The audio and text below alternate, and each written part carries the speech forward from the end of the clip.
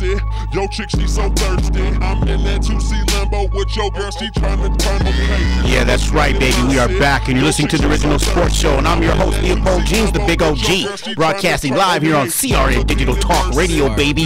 Bighorn Productions, we're putting it down. Me and my engineer, Matt, we're taking over the world 1 hour at a time, baby. That's right, we're putting it down, ripping it today, having a ball out here in sunny Sunland, California, baby. I like that. I'm in a Lamborghini with 2 models, 21 bottles, and Murcielago. Bump that from the beginning. I'm going to bust a quick freestyle for all my fans, the OG fans out there that love when I do that Name That Rap song, because we're the only radio show in the world that does the Name That Rap song. We're the only original sports show in the world that does the movie line. And we're going to do it all today because we have the funnest, most original sports show in the world. All right, let's do this. Booyah. Brakata-kata. Yeah, I love that. I love that. Bump that. Yeah, here we go. Yeah. Okay, Lamborghini Mercy. Yo chick, she so thirsty. Yeah, I love that. Bump that, bump that. Here we go, baby. I'm in a Lamborghini with 2 models, 21 bottles, and Murcielago.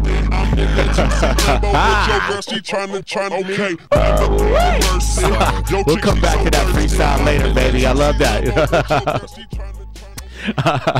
Yeah, we'll get back to that. We will get back to that on the Original Sports Show, because that's what we do, baby.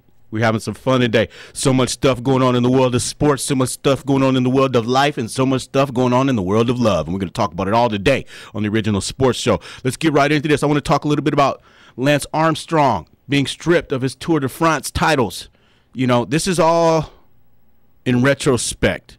This is all, I believe, premature from the reports that I have and the things that I've read on this.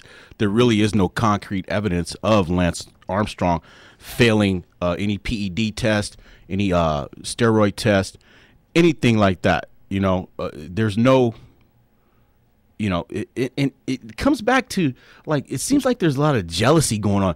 Lance Armstrong kicked cancer's ass. He comes out and kicks the Tour de France's ass, and all these French people are pissed. They're mad. He just has a different gear. He's got a different grind. He's got a different way of how he approaches competition. Lance Armstrong is one of the greatest competitors in the modern era of sports. Very upset that it takes you 7 years or 5 years to decide to strip him of his record-breaking Tour de France titles. The titles that he holds, the titles that he bears, the titles that he earns, the titles that he pedaled his butt off to get. So much going on with this, and if you want to know more about it, go to ogsportshow.com on the front page, and you will be able to get the latest updates and see what's going on with this whole fiasco with Lance Armstrong being stripped of his Tour de France titles. Personally, I don't think it's right. I don't think it's fair. But once you get into politics of sports and you mix politics and sports, you have things like this happen. Very similar to what Commissioner Roger Goodell and Jonathan Vilma are going through right now.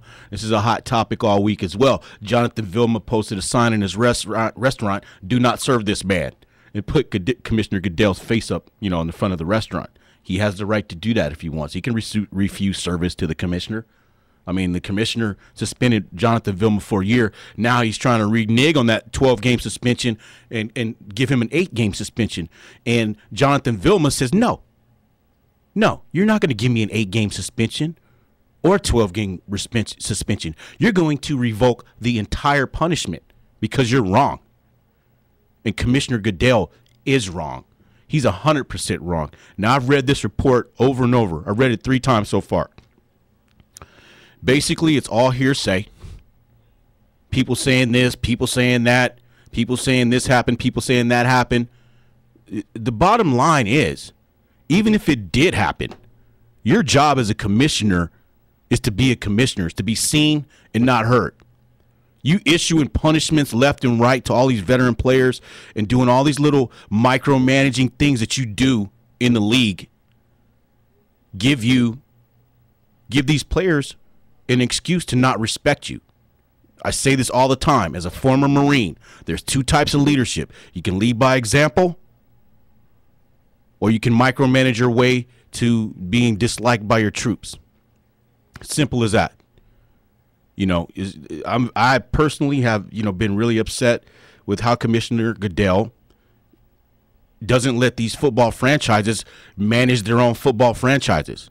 He's all up in their nose and squeaks and cracks and every Monday morning, finding guys for not having the right socks and not having their socks pulled up and not having their shoestrings tied the right way and all these little things that, you know, the coaches are supposed to be taking care of. Now, if you want to be an attention to detail, that's fine. Life's all about attention to detail. Life's all about doing the small things the right way, especially in the NFL. But when you have a good guy, a great linebacker, Jonathan Vilma, guy's been clean all his life, done all the right things, the leader, the captain of that New Orleans Saints football team, and you evict him and kick him out of the game for a year and take away his livelihood, he has every single right in the world to rebel.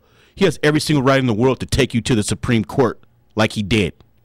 He has every single right in the world to fight for his life. You're taking away how he makes his money, how he feeds his family.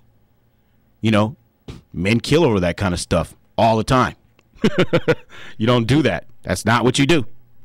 That's the wrong way to do it.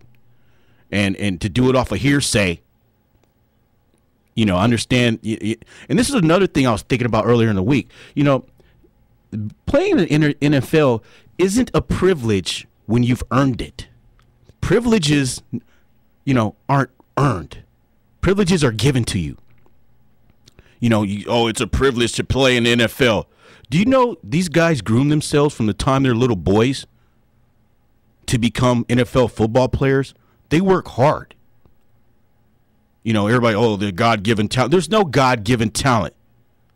You work and you earn it. You work out. You lift weights. You get stronger. You run. You get faster. You know, it's not a privilege to play in the NFL. It's an earned. If you earn it, it's not a privilege. You can call it what you want. Yeah, it's great. It's an elite group of athletes. It's the greatest gladiator sport in the world. It's Americans love it, love football shamelessly. But when you earn and work for what you get, it's not a privilege. And it's not a right either. It's something that you earned. It's something that you worked hard for. It's something that you set a goal for in your life and you achieved it. And there's thousands of little boys and college football players all shooting and gunning for a shot to play in the NFL, to be among the world's elite athletes. Yeah, Commissioner Goodell, give me a call, buddy. We can talk about this. Give the big OG a call. The number is 1-800-336-2225. Give me a call, Commissioner Goodell. Let's talk about this, homeboy. Let's talk about it, homie. Give the big OG a call, player. I'll give you a piece of my mind and let you know what's really going on. And once again, the number to call in today is 1-800-336-2225. And we will be back. And when we come back, we're going to talk a little bit of MJD. We're going to talk a little bit of that monster trade between the Dodgers and Red Sox about to go down. And we're going to do some brakataka. We'll be back, baby. Yeah.